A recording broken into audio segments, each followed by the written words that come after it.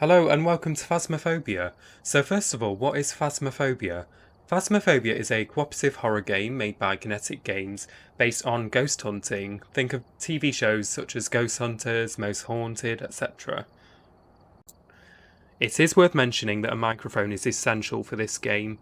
While your microphone is plugged in, the ghost may be listening to you at all times. It will respond to certain phrases, certain words that you might say, which we'll cover later. As this is a cooperative game, it's also essential to communicate well with your team in order to complete the objectives and hopefully all get out alive. The main objective of the game is to try and identify what type of ghost you are dealing with in each level. This will vary every level. There are currently 12 types of ghosts in the game, all with different behaviours and different strengths and weaknesses, which we will go over later in this video. The first step of each level is to identify the room that the ghost is haunting. Just like the ghost type, the room that it's haunting will also vary level by level. In order to help you do this, there are lots of items at your disposal, which we will go over shortly. So before we get into this, let's just take a little look at the lobby. So this is where you spawn in if you join someone else or create your own lobby. There's a couple of little closets over here where you can try and jump scare your friends, maybe hide in here. If there's a new person, play some scary sounds, scare them before the game's even begun. We've got a little basketball minigame here where you can throw a ball into the hoop. Over here you have your photos that you've taken from previous missions. So if you've got any good spooky photos, you want to get some screenshots, such as this one here, take a picture of that and share that with everyone else. So without further ado, let's get back into the menus. So to enter the menu, you can either walk up to the board and left click, or you can press space from anywhere in the room and that will open the board. On the left, you've got all your stats, your current level, your XP, your current money.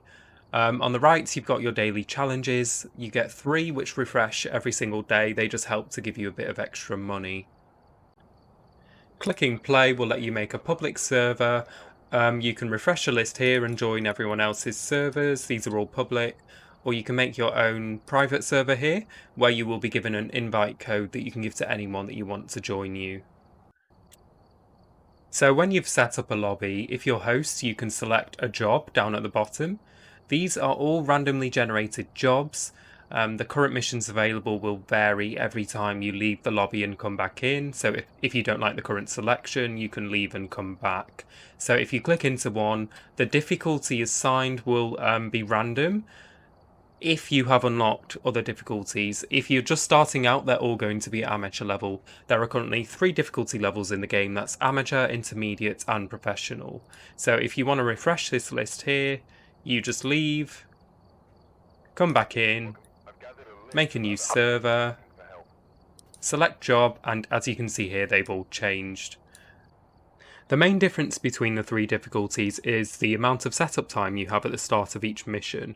During this setup time, you will be safe from ghost attacks, they will not attack you, and you will not lose any of your sanity, which we will go over shortly. On amateur, this save time is 5 minutes.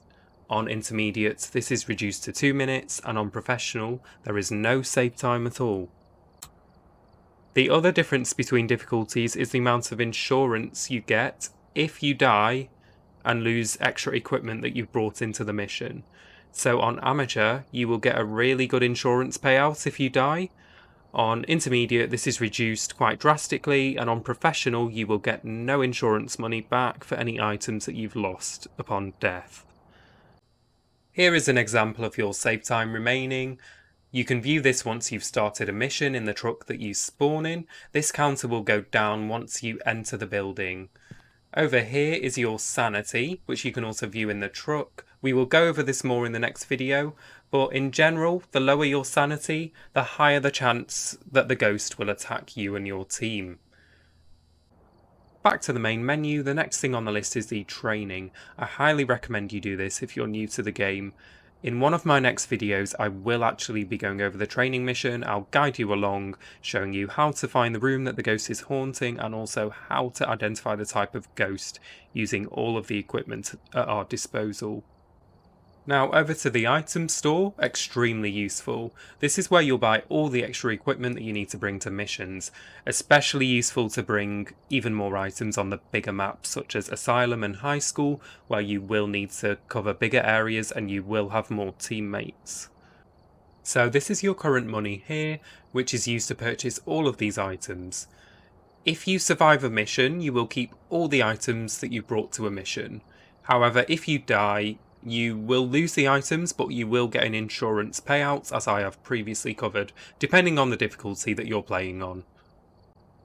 I will be covering all of these items in subsequent videos, from all the basic items to all of the advanced items. There's a big range here, some that will help you detect the type of ghost, others may help you survive for longer. The options menu is quite self-explanatory. You can change all your PC settings, audio, controls, graphics, etc. And when you finally have enough of all the spooks and scares, you'll be desperately looking for this quick game button. So to round up the video, we're just going to take a quick look at the journal that you'll be using in game, and we're going to have a look at the ghost types that are listed as well. So to open the journal, you press J when you're in a level. The first page is just talking about ghosts, a little introduction for you. Next page gives you an overview of the sanity meter, and here we get into all the different types of ghosts. So you've got a spirit with the strengths and weaknesses below. You've got a wraith. You could have a phantom, poltergeist, banshee, djinn, mare, revenant, shade, demon, yuri, or the oni. And as you can see in the description, they give you an overview of the ghost's behaviour, which may help you identify what it is. It tells you their strengths, their weaknesses. For example, the oni is more active when more people are nearby, and the oni moves objects at great speed.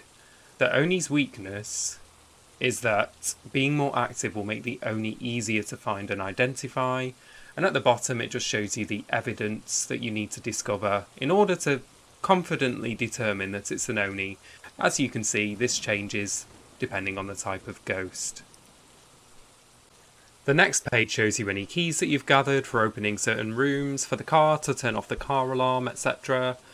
The page afterwards goes over the tools, which we will be going over in later videos. These are all to help you identify the type of ghost.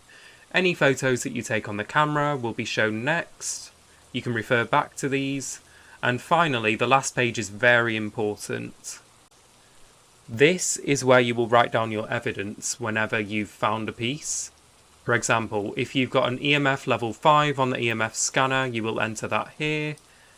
You might find some fingerprints with the UV light that you might put in here. And the really good thing about this is that it narrows down your ghost type based on the evidence that you've entered already. So say if you're struggling to find the third evidence, if you read up on the behaviour of the banshee, or the revenants in this case, that might help you to determine what the type of ghost could be. So say if you find the third piece of evidence successfully, let's say it's ghost writing in this case, the only type of ghost it could be is revenant. So you would mark this in your book before you leave the level in order to complete the main objective. I hope you found this video useful as an overview. I am really enjoying the game. It's full of lots of spooks and scares, but it's all good fun. I will be going over the training to help you get started. I'll be going over lots of basic guides, beginner guides, on tactics, items, etc. In the meantime, guys, stay safe and happy hunting.